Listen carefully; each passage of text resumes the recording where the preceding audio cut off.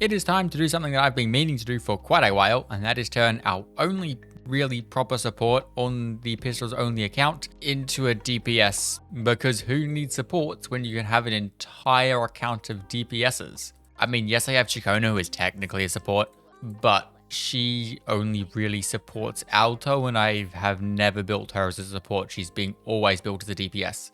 Lynae, however, I did sort of build as a support on this echo set. However, if you run her on this echo set, I believe she can actually do pretty decent like DPS damage. Plus, I mean, she is on the banner at the moment, which is why I was reminded to build this. But I kind of want to save these pools for a future pistol character, whether that be the Cyberpunk collab or just another pistol character. I do want to save them for a future pistol character. Plus, we probably wouldn't be able to even get anything. And if I did get a resonance chain, it'd only be S1, which isn't particularly good for DPS stuff, I believe.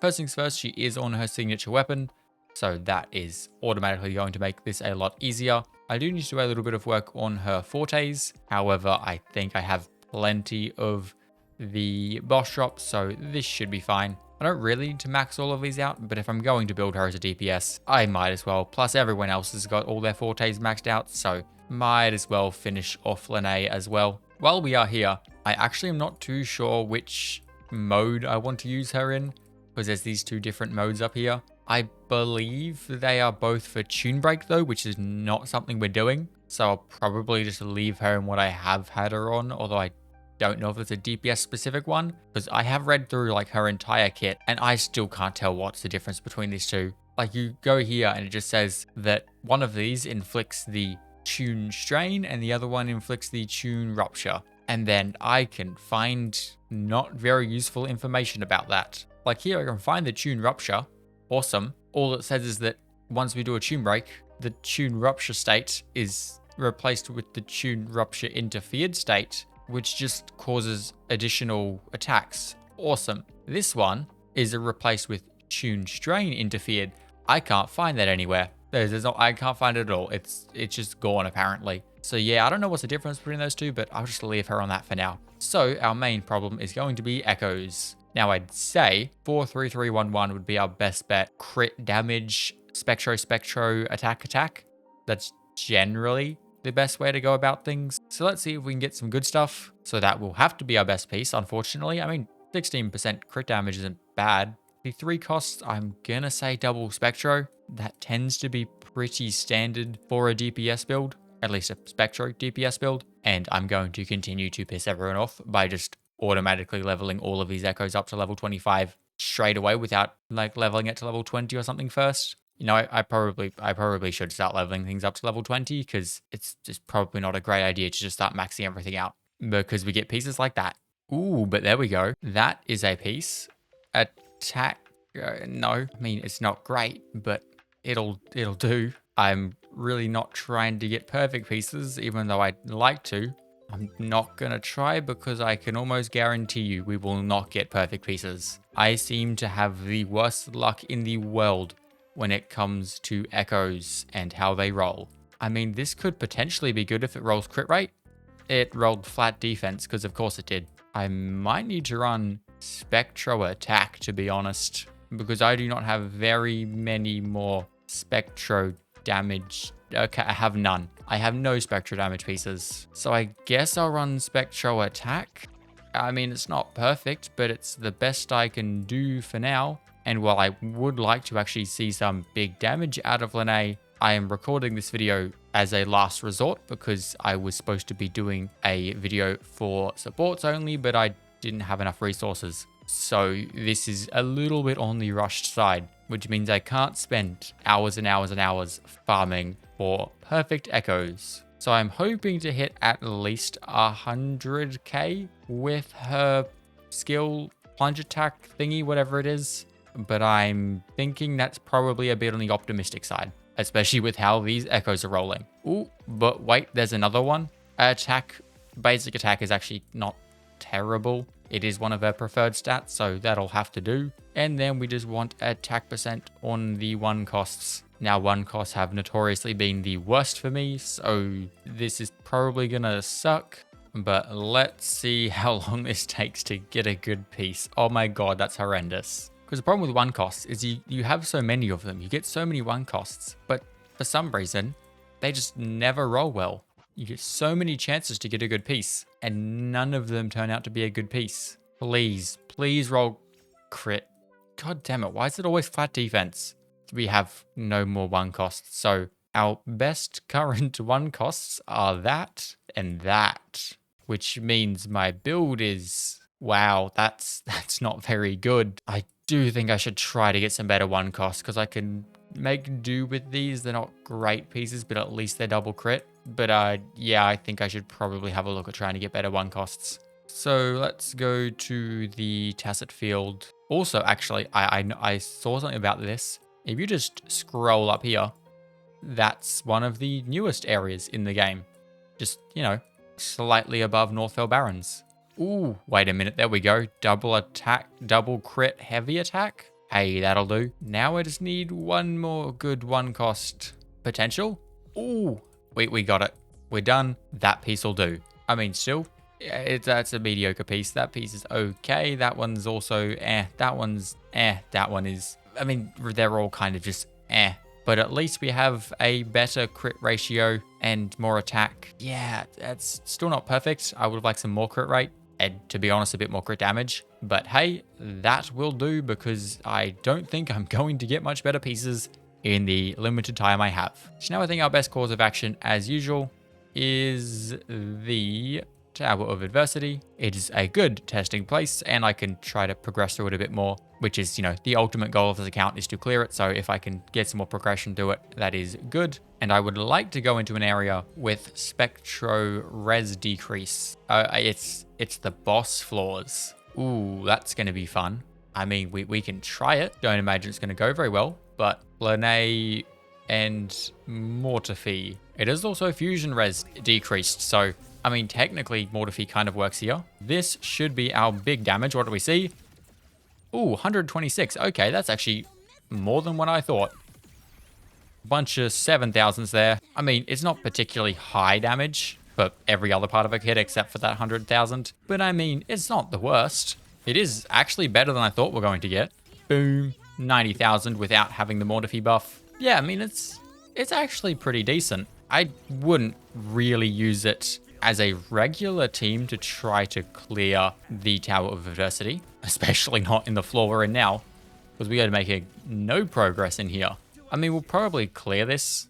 I just don't think we'll clear it with full stars. Actually, I know we won't clear this with full stars because we have very little time left to do that. In fact, we have 20 seconds left, and yeah, there's no way we clear this. But hey, I mean, that's not bad. We only got 1 star.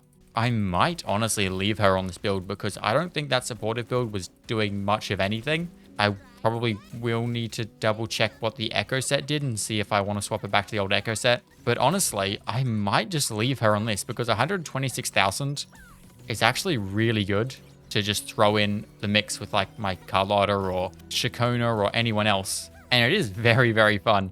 Oh, 140,000 there. Lynae is actually one of my favorite characters to play. I just find her playstyle really, really fun. So honestly, I wouldn't mind working up to S6 on her. Although, as I said, I don't want to do any pulls at the moment because I would like to first be able to get close to clearing or have enough characters to clear the Tower of Adversity. Because at the moment, that's our main problem. We just don't have enough characters to clear this. Or at least enough good characters, should I say, because we technically could clear with the characters we have. They're just not strong enough. And there goes Lynae. We've barely touched the HP bar and we're almost out of 3 stars, so I will leave that. What I will do is maybe use her on one of these sides. We have 5 Vigor left, so I could use her on like these 2 middle ones. Yeah, why not? We'll do that. We'll get a bit more completion in here. Alto Chacona for first and last tier, because it is arrow buffing. But now we're going to swap back to this team on some slightly easier floors. There is no Spectro buffs here, so we'll see what we're doing without Spectro buffs. But the enemies are also a bit squishier, so it should be a little bit easier. Also, I don't know if the tune break damage will go up, but I don't think it will. Pretty sure tune break damage is not based off of Lynae's stats. Damage, yeah, 123 there without the Spectro buff, which honestly is still pretty good. I mean, her burst is okay. It does probably, I'd say, maybe like 30k total because it has a bunch of different hits, but those hits are just very, very low. I mean, there's a bunch of, what, 6,000s? So, I mean, maybe it's close to like 50,000 of all of those hits combined on the burst. I mean, yeah, there are a lot of hits there, so it could be doing almost close to 100k. But I don't want to try to calculate that in post because there's too many hits and I will probably not be able to see half of them. But hey, that is a pretty fun team. So now we're just going to finish off this side and go finish off the other side as well. I will say it again though.